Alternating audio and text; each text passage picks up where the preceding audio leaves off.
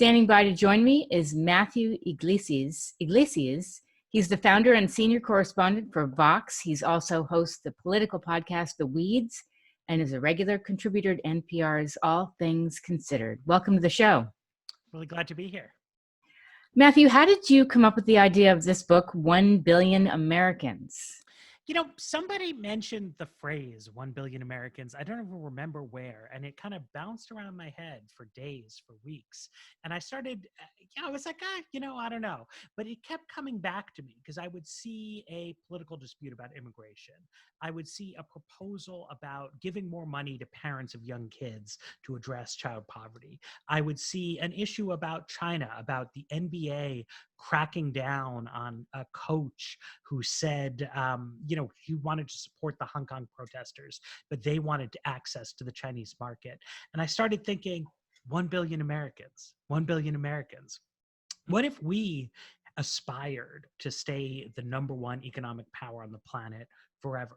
What if we put distance between ourselves? Not say we got to have wars or, huge conflicts, but just like we're going to be top dogs as we've been for the past 100 years. What if we address the problems of parents who are having trouble affording childcare? What if we saw immigration as a source of national strength rather than as something to worry about? And then, there'd be problems. We'd have to address traffic jams. We need more houses. Of course.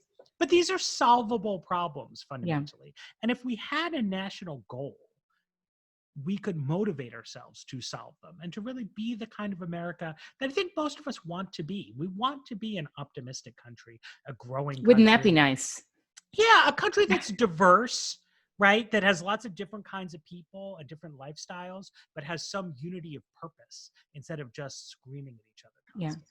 Yeah. Time out for 1 second. Your mic's a little low.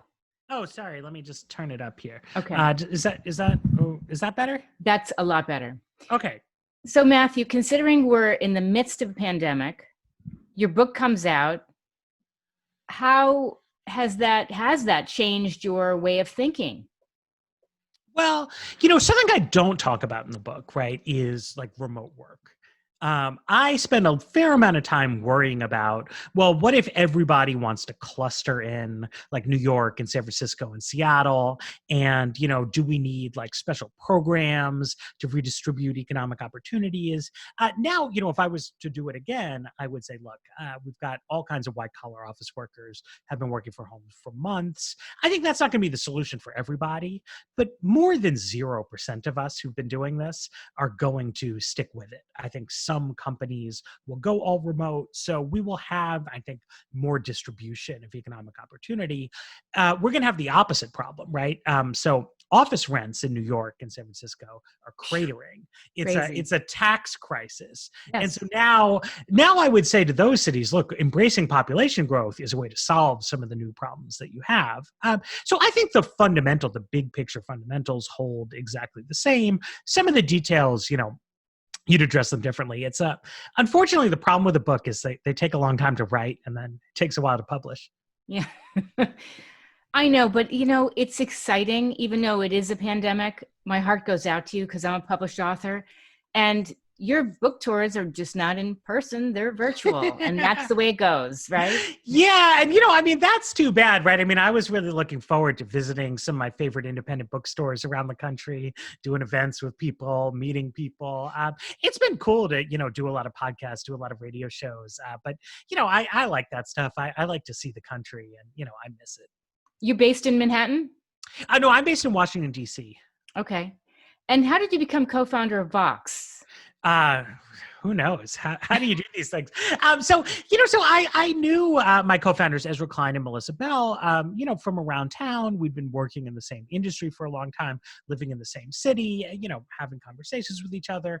And, eventually sort of came together around an idea. And then we met Jim Bankoff, who's the CEO of Vox Media, which at the time was the publisher of The Verge, a great technology site, and SB Nation, which is a family of sports websites.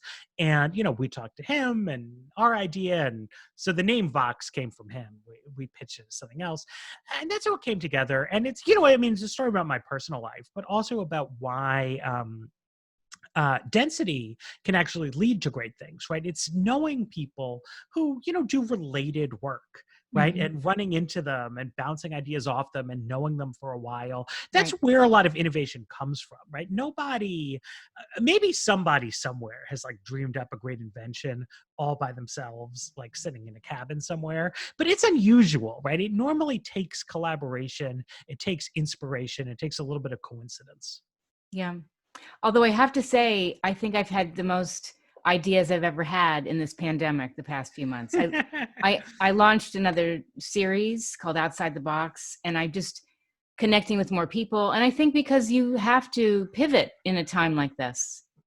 Yeah, I mean, it's finding ways to connect with other people, right? So now we have technology and it lets us connect with people at a distance, which is really cool, right? Yes. But it's like if the people aren't out there, like I am more creative when I talk to other people. Oh, It's sure. not, you could think, oh, well, there's more people, so now they're gonna like take all the good ideas, right? But that's not how ideas work, right? If we don't have discussions with each other, we don't come up with anything. And it's how we get to have a more dynamic and a more prosperous society. That's how I came up with this show name. This show is called Get the Funk Out. And I literally was in my own funk, went to a party, and I bounced the idea off a bunch of people, and they were in hysterics. I thought, oh, there's my show name. There you go. Yeah. I mean, and, I think speaking to that name, we are in a bit of a national funk right You now. bet. My big idea is 1 billion Americans, but part of why that idea came to excite me is that it got me out of kind of an intellectual funk about politics. I Mhm. live in DC, it's like you talk to members of Congress and like they're in a funk, right? Like everybody hates it. And Yeah. like, can't we do better than this? Can't we get out of this national funk by not just having the same fights we're having, but like, let's think about something else. Let's dream Exactly. bigger. Right.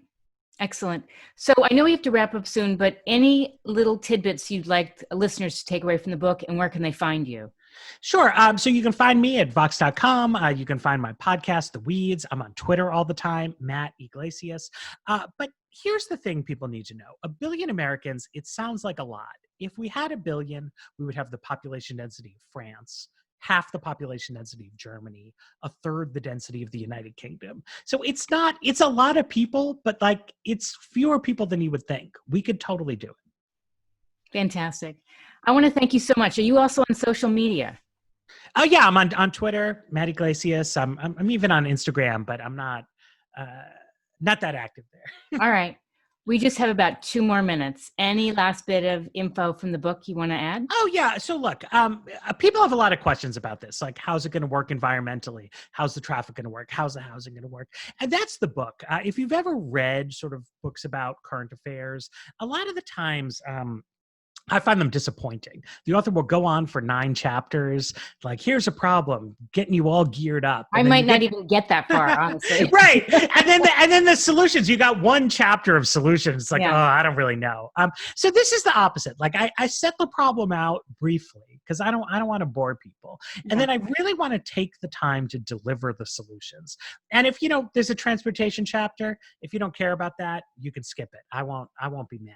Okay. But if you care, like, dive in. Like it's trying to be fun. It's trying to be interesting. I know, because I know sometimes books about policy can be sort of tedious slogs. And I really didn't want to do that. Well, good.